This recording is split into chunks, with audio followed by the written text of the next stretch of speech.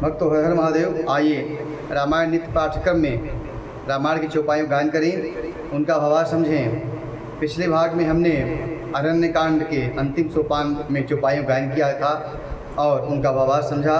आइए अब किष्किंधा कांड में प्रवेश करते हैं, उनकी चौपाइयों गायन करें और भावार्थ समझें। वीडियो अच्छा लगे, कथा अच्छी लगे तो यूट्यूब चैनल को सब्सक्राइब जरूर करें। मुक्ति जन्म वही जानी, ज्ञानी खानी अघहानि कर, जह बस संभवानी, सो काशी सेय कसन। जहाँ श्री शिव पार्वती बसते हैं उस काशी को मुक्ति की जन्मभूमि, ज्ञान की खान और पापों का नाश करने वाली जानकर उसका सेवन क्यों न किया जाए। जरद सकल सुरवृंद विषम गरल जही पान किय, तही न भजसी मन मंद, को कृपाल शंकर सरिष। जिस भीषण हलाहल विष से सब देवतागण जल रहे थे उसको जिन्होंने स्वयं पान कर लिया, रे मंदमन तू उस शंकर जी को क्यों नहीं भजता। उनके समान कृपालु कौन है। आगे चले बहुरी रघुराया, ऋष्यमुख पर्वत निहराया, तह रह सचिव सहित सुग्रीवा, आवत देख अतुल बल सीवा। श्री रघुनाथ जी सबरी से मिलने के बाद, कवंत उद्धार करने के बाद, नारद मुनि से मिलने के बाद आगे की ओर बढ़े और तब ऋषिमुख पर्वत निहराया। वहाँ पर मंत्रियों सहित सुग्रीव रहते थे। वे अतुलित बल की सीमा श्री रामचंद्र जी और लक्ष्मण जी को आगे आते देखकर अति सभीत कह सुनु हनुमाना, पुरुष जुगल बल रूप निधाना, धरि बट रूप देखो तय भाई, कह सुजान जिय शयन बुझाई। सुग्रीव अत्यंत भयभीत होकर हनुमान जी से कहा, हे हनुमान सुनो, दो पुरुष बल और रूप के निधान, तुम ब्रह्मचारी का रूप बनाकर जाओ और देखो। अपने हृदय में उनकी यथार्थ बात जानकर मुझे इशारे से समझाकर कह देना। पठई बाली होई मन मैला, भागो तुरत तजो यह शैला, विप्र रूप धरि कपितः गयऊ, माथ नाई पूछत अस भयऊ। यदि वे मन के मलिन बाली के भेजे हुए हों तो तुरंत ही इस पर्वत को छोड़कर मैं भाग जाऊं। हनुमान जी ब्राह्मण का रूप बनाकर वहां पहुँचे और मस्तक नवाकर पूछने लगे, को तुम श्यामले गौर शरीरा, क्षत्रि रूप फिरहूँ बन वीरा, कठिन भूमि कोमल पदगामी, कवन हेतु विचरहूँ बन स्वामी। हे वीर, श्यामली और गौर शरीर वाले आप कौन हैं जो क्षत्रिय के रूप में वन में फिर रहे हैं। हे स्वामी, कठोर भूमि और कोमल चरणों से चलने वाले आप किस तरह वन में विचर रहे हैं। इस तरह से हनुमान जी का श्री राम जी से प्रश्न हुआ और ये हनुमान जी और प्रभु श्री राम जी का पहला मिलन भी है। मृदुल मनोहर सुंदर गाता, सहत दुसह बन आतप बाता, कि तुम तीन देव मह को, नर नारायण की तुम दो। मन को हरण करने वाले आप सुंदर, आपके सुंदर और कोमल अंग हैं और आप वन के दुसह धूप और वायु को सह रहे हैं। क्या आप ब्रह्मा विष्णु महेश हैं या इन तीन देवों में से कोई और, या आप दोनों नर और नारायण हैं। इस प्रकार से हनुमान जी ने राम जी से पूछा। जग कारण तारन भव, जग कारण तारन भव, भंजन धरनी भार, कि तुम अखिल भुवन पति, लीन मनुज अवतार। अथवा आप जगत के मूल और संपूर्ण लोगों के स्वामी स्वयं भगवान हैं, जिन्होंने लोगों की को भवसागर उतारने तथा पृथ्वी का भार नष्ट करने के लिए मनुष्य रूप में अवतार लिए हैं। इस प्रकार से हनुमान जी ने एक साथ कई सवाल प्रभु श्री राम से कहे।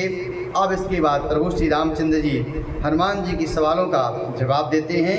आइए उन चौपाइयों का गायन करें। कौशलेश दशरथ के जाए, हम पितु बचन मानी बन आए।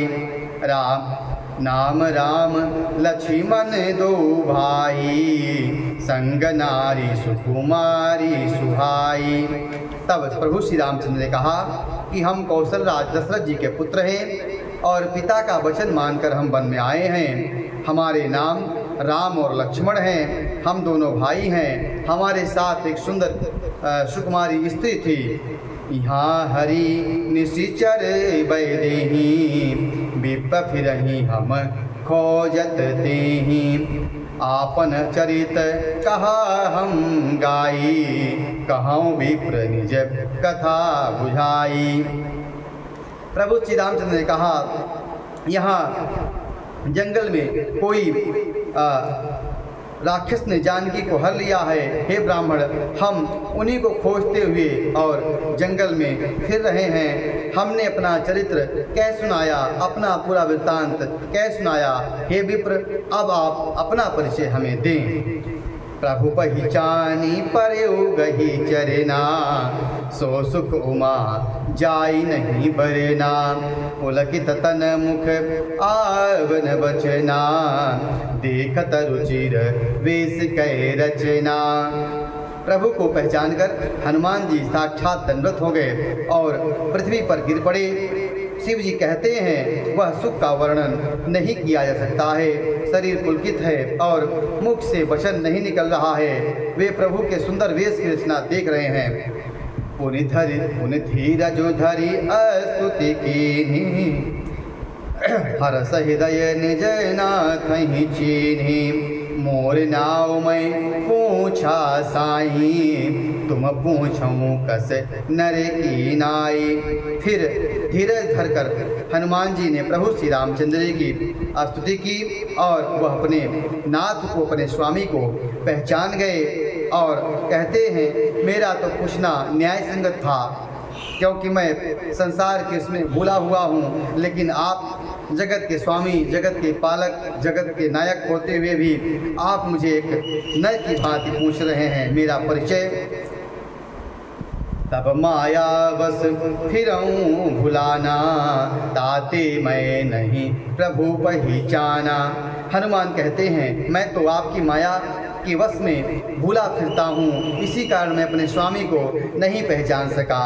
एक मंदमय मोहवश कुटिल हृदय अज्ञान, पुनि प्रभु मोहि विसार्यो दीनबंधु भगवान। एक तो मैं मंद हूँ, दूसरे मोह के वशीभूत हूँ, तीसरे हृदय का कुटिल और जान हूँ। फिर हे दीनबंधु भगवान ने मुझे भुला दिया।